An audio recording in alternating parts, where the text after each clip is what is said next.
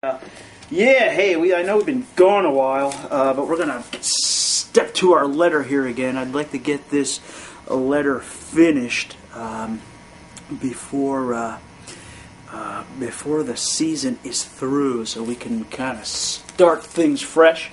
I remember where I left off here, though it's been a while. I'm gonna read the paragraph I'm gonna cover today, which is a big one, unfortunately, and we'll see how far we get with this. Alright, here it goes. Next paragraph. And please, do not think God wrote the Bible. If he did, it would be much longer indeed. There were many Gospels left out for a reason by the church.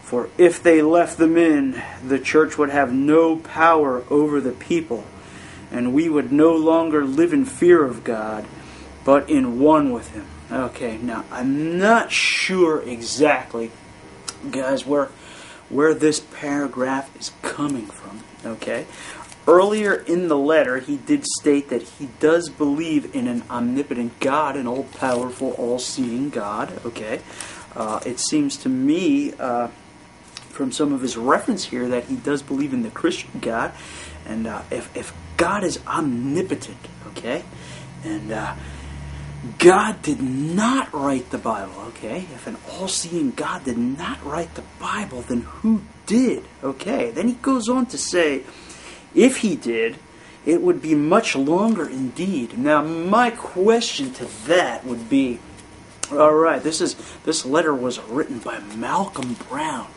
Now, how would Malcolm Brown know this? Alright, so, yeah, it's a question I have to ask myself. If God really wrote the Bible, it would be much longer indeed, according to the mind of Malcolm Brown.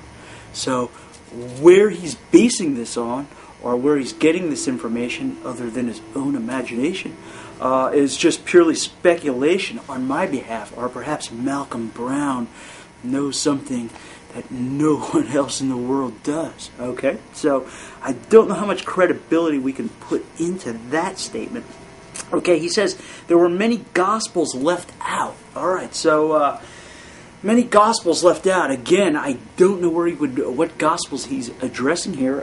Perhaps the Gnostic Gospels. Okay, there are Gnostic Gospels out there. All right, the Gnostics were a heretical group or a separation from Orthodox Christianity back near the 1st century. Okay, now the Gnostics differ vastly from the Orthodox Christians in they stray from the Bible. Okay, the Gnostics, of course, believe that salvation is attained through knowledge. Okay, and of course, this secret mystic knowledge is only known to a select few people, contradicting what Jesus said, that salvation is through faith in him and is open to all people. Gnostics also disagreed on many other things, such as the body is bad, the spirit is good, or Jesus Christ was not human, or quite a few differences between Gnostic teachings and Orthodox teachings. So anyway, the Gnostic Gospels were forgeries using the names of famous Christians in order to add legitimacy to their own beliefs. Okay, so I don't know if these are the Gospels he's talking about, but the fact that he's saying first of all, he says God didn't write the Bible. Okay, so that's kind of discrediting the four, Matthew, Mark, Luke, and John, the four accepted Gospels, of divinely inspired Gospels of the Bible. And he's saying instead that apparently those mean nothing because God didn't write them. But these other mystery Gospels, or perhaps Gnostic Gospels, that were left out are the only true ones. Okay, and they were left out for a reason by the church. Actually, the church in the early church in their wisdom left out the Gnostic Gospels because they recognized the differences between scriptural teaching and the heresies that the Gnostics were teaching at the time. Alright, for if they left him in the church would have no power over the people and they would no longer live in fear of God. Again, I have no idea where that's coming from. We as Christians, or as the human race in general, should live in fear of God, okay? In fear and reverence of God.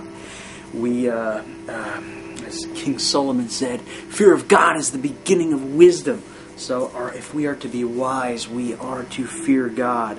And through fear of God and belief in His Son Jesus Christ as our Savior, we will be reconciled and be as one with Him. So hey, I'm going to stop with that for now.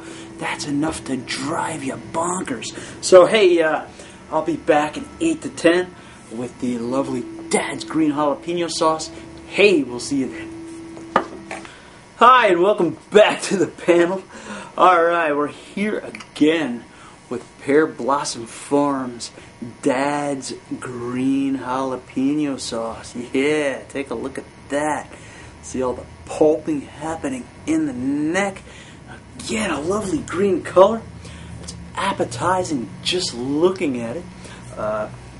Again, stepping in with our farmhouse hot sauces, which we had a lot of fun this whole season exploring farmhouse hot sauces. Perhaps next season, 2011, we can take a look at a few more of those because, hey, I've uncovered some real treasures, and I'm sure there's more out there waiting to be found. Alright, anyway, mouth left with, got some of those nice fresh green jalapeno flavors going on. Some lingering garlic. Heat's kind of died down quite a bit. Maybe a little gaseous in my chest yet. However, the heat was never extreme to begin with, so didn't take a whole lot to make it pipe down a little. So yeah, just basically feeling it in the chest right now.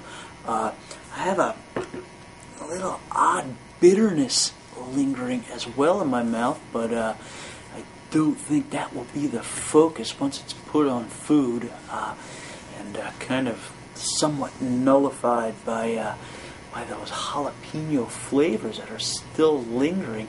Not so much as tanginess anymore, but kind of the actual kind of the fruit of the pepper taste kind of lingering there, the chili, earthy chili taste hanging on. So again, you would do wise to check out the Dad's hot sauce lineup. We got through all 3 of them this season. So yeah, you go check out the reviews and see, and then buy some and see for yourself how good they are and just what you've been missing. Alright guys, hey, we're going to wrap the show here. Yeah, hey, it's the Christmas season. Hey, think on Jesus. Keep your mind there. He was born into the world to save you and to save me and to save everybody else. So, hey guys, I will see you next show. Until then, God bless, and hey, have a Merry Christmas.